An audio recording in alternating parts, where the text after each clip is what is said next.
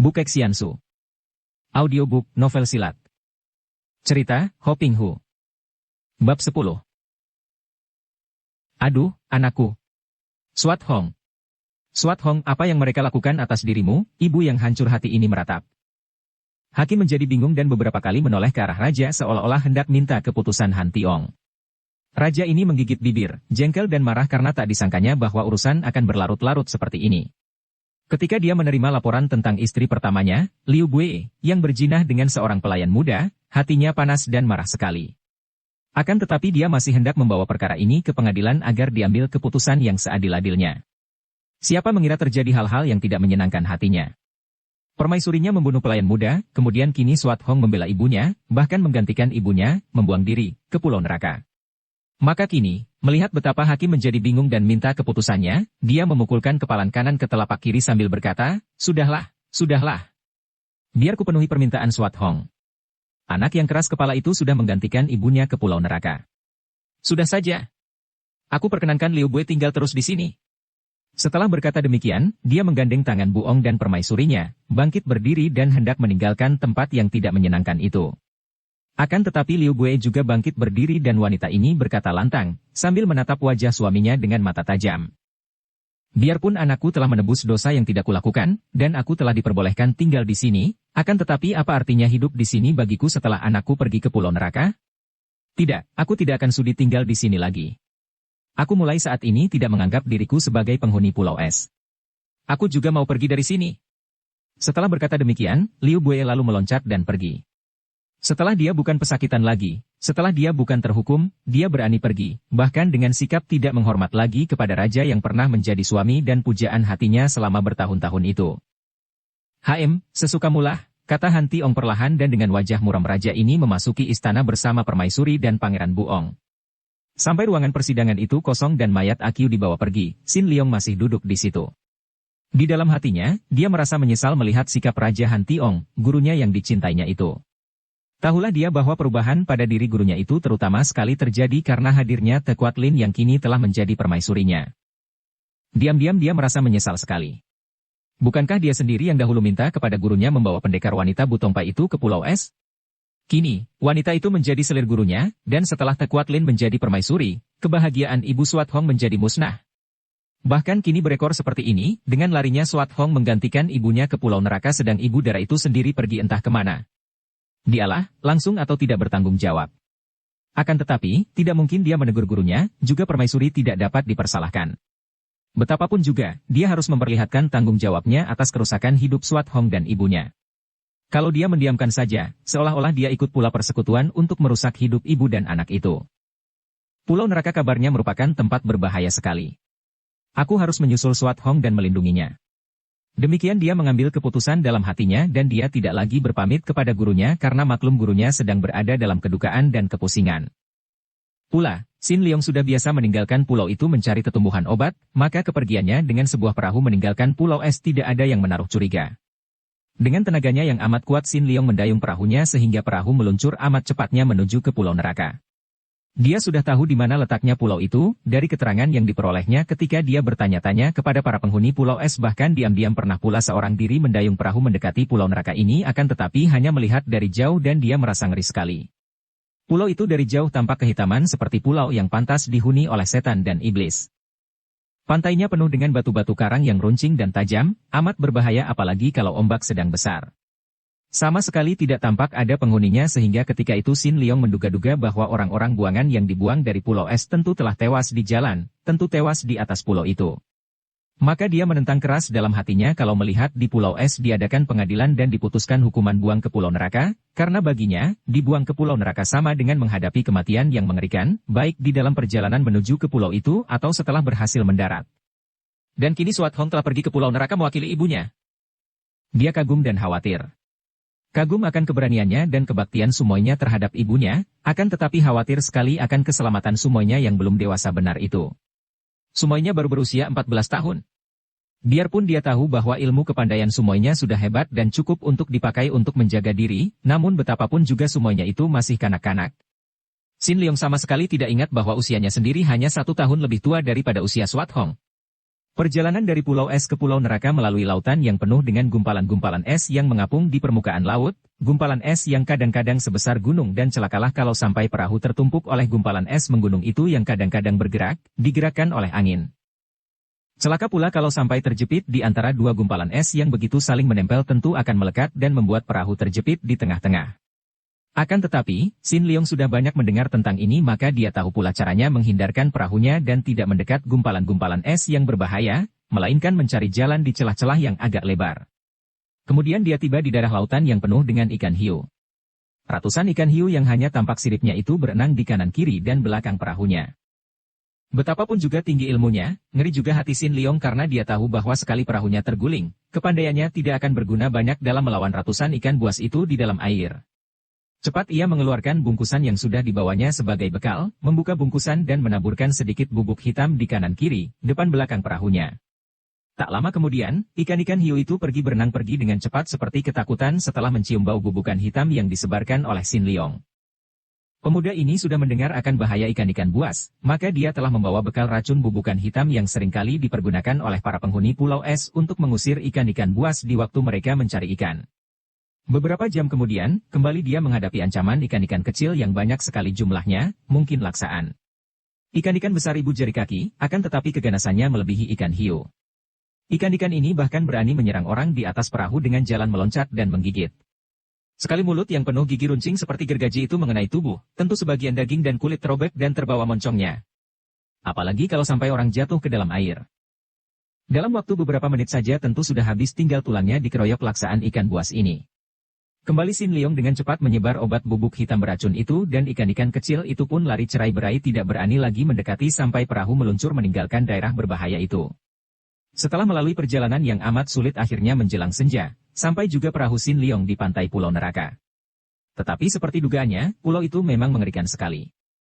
Hutan yang terdapat di pulau itu amat besar dan liar, pohon-pohon aneh dan menghitam warnanya memenuhi hutan yang kelihatannya sunyi dan mati. Namun, di balik kesunyian itu Sin Leong merasakan seolah-olah banyak mata mengamatinya dan mau tersembunyi di sana-sini, siap untuk mencengkram siapapun yang berani mendarat. Melihat keadaan pulau ini makin berdebar hati Sin Leong, penuh kekhawatiran terhadap keselamatan Swat Hong. Apakah Dara itu sudah berhasil mendarat? Tentu Swat Hong dapat mencapai pulau ini, karena Dara itu pun tahu jalan ke situ, dan mengerti pula tempat-tempat berbahaya yang dilaluinya tadi sehingga seperti juga dia, tentu Swat Hong telah membawa bekal obat pengusir ikan-ikan buas tadi dengan cukup. Akan tetapi dia tidak melihat sebuah pun perahu di pantai pulau neraka. Apakah ada penghuninya? Atau semua orang buangan telah mati terkena racun yang kabarnya memenuhi pulau ini? Karena khawatir kemalaman sebelum dapat menemukan Swat Hong, Sin Leong lalu meloncat ke darat dan menarik perahunya ke atas. Kemudian dia membalik dan memasuki hutan. Baru saja dia berjalan beberapa langkah, terdengar suara berdengung-dengung dan entah dari mana datangnya, tampak ratusan ekor lebah berwarna putih menyambar-nyambar dan mengeroyoknya. Dari bau yang tercium olehnya, tahulah Sin Leong bahwa lebah-lebah itu mengandung racun yang amat jahat maka tentu saja dia terkejut sekali. Cepat dia lari dari tempat itu, namun lebah-lebah itu mengejar terus, beterbangan sambil mengeluarkan suara berdengung-dengung yang mengerikan. Sin Leong cepat menanggalkan jubah luarnya dan memutar jubah itu di sekeliling tubuhnya. Dari putaran jubah ini menyambar angin dahsyat dan lebah-lebah itu terdorong jauh oleh hawa yang menyambar dari putaran jubah. Sin Leong tidak tega untuk membunuh lebah-lebah itu maka dia hanya menggunakan hawa putaran jubahnya untuk mengusir. Namun, binatang-binatang kecil itu hanya tidak mampu mendekati dan menyerang tubuh Sin Leong, akan tetapi sama sekali tidak terusir, bahkan kini makin banyak dan terbang mengelilingi Sin Leong dari jarak jauh sehingga tidak terjangkau oleh hawa pukulan jubah. Melihat ini, Sin Leong kaget. Betapapun kuatnya tidak mungkin baginya untuk berdiri di situ sambil memutar jubahnya semalam suntuk, bahkan selamanya sampai lebah-lebah itu terbang pergi. Lalu teringatlah dia akan senjata yang paling ampuh. Api. Dengan tangan kiri terus memutar jubah melindungi tubuhnya, Sin Leong lalu mengumpulkan daun kering dan mencari batu yang keras. Dengan pengerahan tenaganya, dia menggosok dua batu itu sehingga timbul percikan bunga api yang membakar daun kering. Diambilnya sebatang ranting kering dan dibakarnya ranting ini. Benar saja. Dengan ranting yang ujungnya menyala ini dipegang tinggi di atas kepala, tidak ada lebah yang berani mendekatinya. Dia melanjutkan perjalanan, dan terus-menerus menyalakan api di ujung ranting yang dikumpulkan dan dibawanya. Dapat dibayangkan betapa ngeri hatinya ketika melihat banyak sekali binatang berbisa di sepanjang jalan. Ular-ular kecil, kalajengking, lebah-lebah dan sebangsanya merayap-rayap lari ketika dia datang dengan obor di tangan. Untung dia membawa ranting bernyala. Semua binatang berbisa itu takut terhadap api. Andai kata dia tidak membawa api, tentu dia telah dikeroyok oleh binatang-binatang kecil yang semuanya berbisa itu, dari atas dan bawah. Lebah-lebah itu terus mengikutinya, akan tetapi dari jarak jauh, terbukti dari suara yang berdengung-dengung itu masih terus berada di belakangnya. Tiba-tiba terdengar suara bersuit panjang dan lebah-lebah itu berterbangan makin dekat, kembali mengurungnya dan kelihatan seperti marah. Bahkan ada beberapa yang ekor yang meluncur dekat sekali, akan tetapi menjauh lagi ketika Sin Leong menggunakan api di ujung ranting untuk mengusirnya. Suitan terdengar berkali-kali dan lebah-lebah itu makin marah dan mengamuk, juga tampak oleh Sin Leong betapa binatang kecil lainnya yang banyak terdapat di hutan itu mulai mendekatinya, namun masih takut-takut oleh api di ujung ranting. Siut! Tiba-tiba tampak benda hitam menyambar ke arah ujung rantingnya. Maklumlah Sin Leong bahwa sambitan yang amat kuat itu bermaksud memadamkan api di ujung ranting. Tentu saja dia tidak mau terjadi hal ini, maka cepat ia menarik ke bawah ranting terbakar itu dan menggunakan tangan kirinya menyambar benda yang dilontarkan. Kiranya segumpal tanah hitam. Mengertilah dia bahwa ada orang yang membokonginya dan orang itu agaknya yang bersuit-suit tadi. Suitan yang agaknya merupakan perintah kepada binatang-binatang itu untuk mengeroyoknya. Hai, saudara penghuni Pulau Neraka. Harap jangan menyerang. Aku Sin Leong datang dengan maksud baik. Aku hanya mau mencari sumoiku di sini. Hening sejenak. Suitan-suitan tidak terdengar lagi dan lebah-lebah itu kembali menjauh, demikian ular, kelabang dan lain binatang kecil. Terdengar bunyi tampak kaki menginjak daun-daun kering dan tak lama kemudian muncullah belasan orang yang bertelanjang kaki, berpakaian tidak karuan, bermuka menyeramkan itu kotor tidak terawat, mata mereka merah dan bergerak liar seperti mata orang-orang gila. Dengan gerakan perlahan, pandang mata penuh curiga, belasan orang itu menghampiri dan mengurung Sin Leong. Pemuda itu tersenyum ramah, bersikap tenang dan mengangkat ranting menyala tinggi-tinggi untuk memperhatikan wajah mereka. Harap Cui, Anda sekalian, sudi memaafkan kedatanganku yang tiba-tiba ini. Akan tetapi sungguhnya aku, Sin Leong, tidak berniat buruk terhadap Pulau Neraka apalagi terhadap penghuninya. Aku datang untuk mencari sumoiku yang bernama Han Swat Hong, yang mungkin sudah mendarat di pulau ini. Seorang di antara mereka, yang mukanya penuh brewok sehingga yang tampak hanya matanya dan sedikit hidungnya, melangkah maju dan menegur, suaranya parau dan kasar. Kau dari mana? Dari Pulau Es. Belasan orang itu mendengus dan kelihatan marah sekali. Si brewok mengangkat tinggi senjata golok besarnya dan membentak, kalau begitu kau harus mampus. Nanti dulu, harap Cui bersabar. Sin Leong cepat berseru dan mengangkat tangan kirinya ke atas, aku bukan musuh dari Cui, sudah kukatakan bahwa aku datang bukan untuk bermusuh, mengapa Cui hendak membunuhku? Pada saat itu, muncul pula 5 orang, dan terdengar seruan heran dari seorang di antara mereka, yang bertubuh tinggi besar. Bukankah ini Kua Kongcu dari Pulau Es? Sin Leong memandang dan merasa girang sekali ketika mengenal orang itu yang bukan lain adalah Bo Tang Kui, penghuni Pulau Es yang dihukum buang ke Pulau Neraka karena telah mencuri batu mustika hijau. Bo Ulopek, serunya girang. Aku datang untuk mencari Swat Hong yang juga sudah dibuang ke sini. Apa? Bo Tang Kui berteriak, lalu berkata kepada si brewok yang agaknya menjadi pemimpin rombongan itu. Dia adalah seorang yang telah membela Lukiat dan Xia Ginhua ketika dijatuhi hukuman buang. Dia seorang pemuda yang tak setuju dengan hukum di Pulau Es, biarpun dia adalah murid Raja Han Tiong sendiri.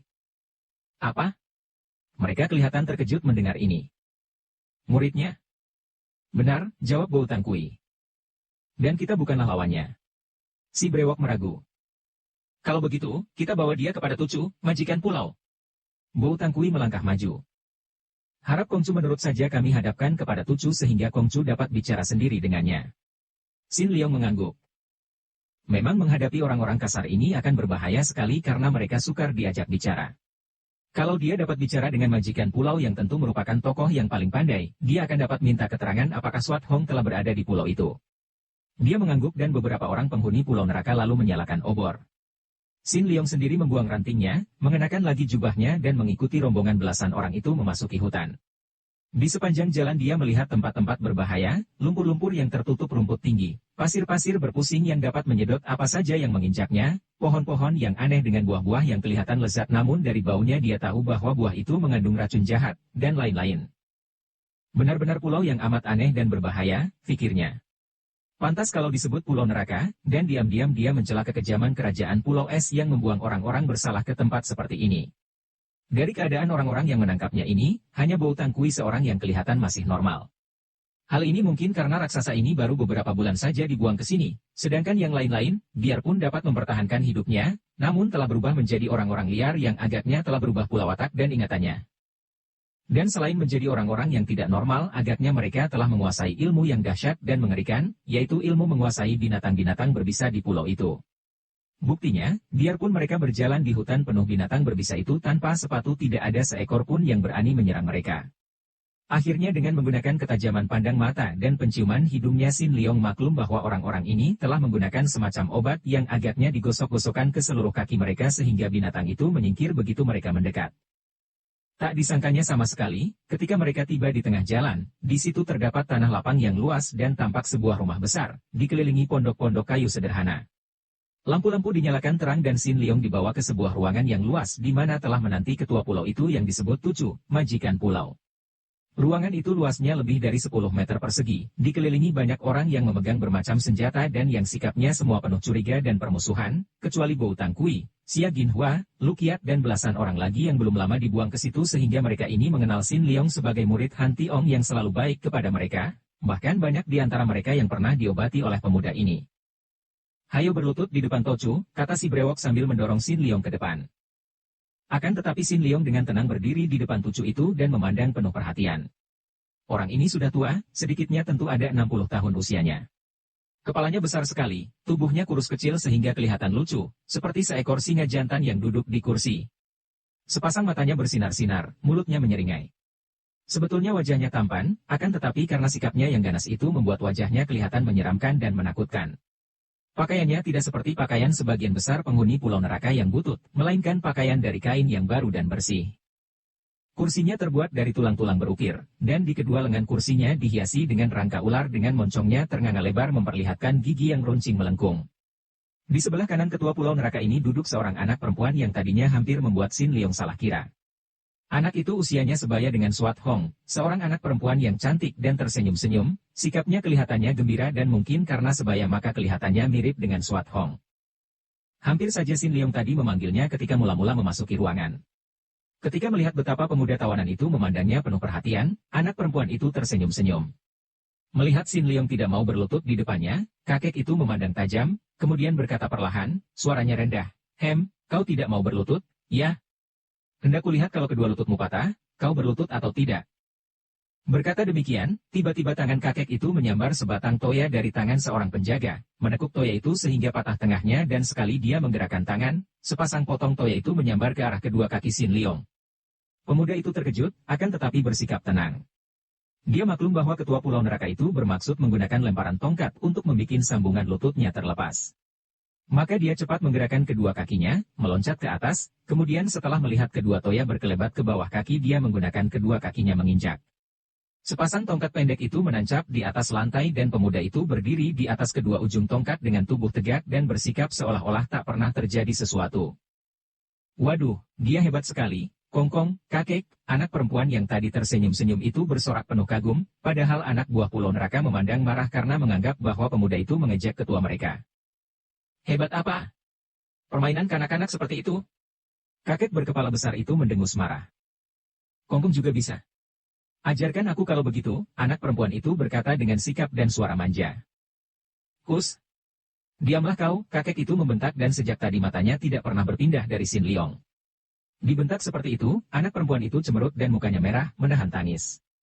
Sin Leong merasa kasihan lalu meloncat turun dan berkata menghibur, "Adik yang manis, jangan berduka. Biarlah kalau ada kesempatan aku akan mengajarkannya kepadamu." Anak perempuan itu memandang Sin Leong dengan mata terbelalak, kemudian lenyaplah kemuraman wajahnya yang manja menjadi berseri-seri kembali. "Orang muda yang bersikap dan bermulut lancang. Siapa engkau yang mengandalkan sedikit kepandaian untuk mengacau pulau neraka?" Kakek itu membentak, menahan kemarahannya karena dia merasa direndahkan sekali ketika serangan sepasang tongkatnya tadi gagal dan dihadapi oleh pemuda itu secara luar biasa. Sin Leong cepat memberi hormat dengan menjura dalam-dalam, kemudian dia berkata dengan suara tenang, "Harap Tucu suka memaafkan kedatanganku ke pulau neraka ini.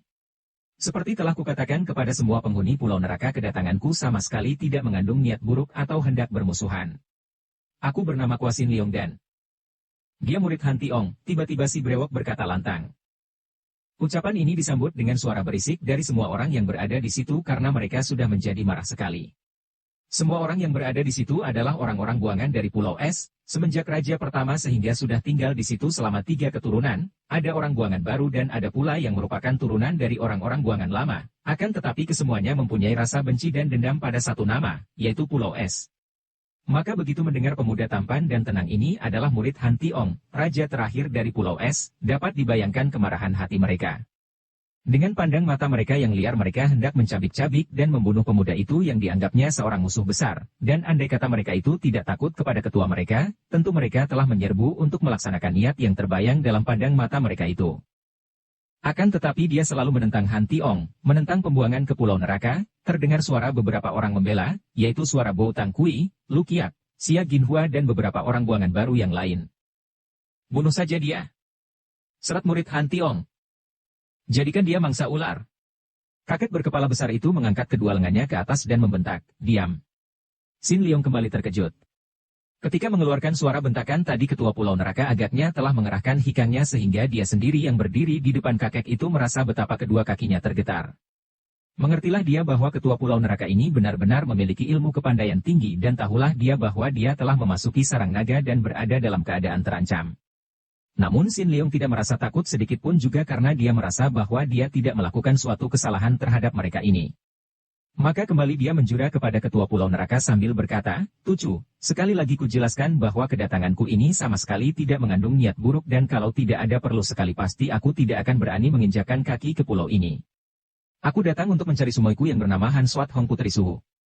Sin Leong menghentikan kata-katanya karena teringat bahwa dia telah kelepasan bicara, akan tetapi karena sudah terlanjur maka tak mungkin kata-kata itu ditariknya kembali.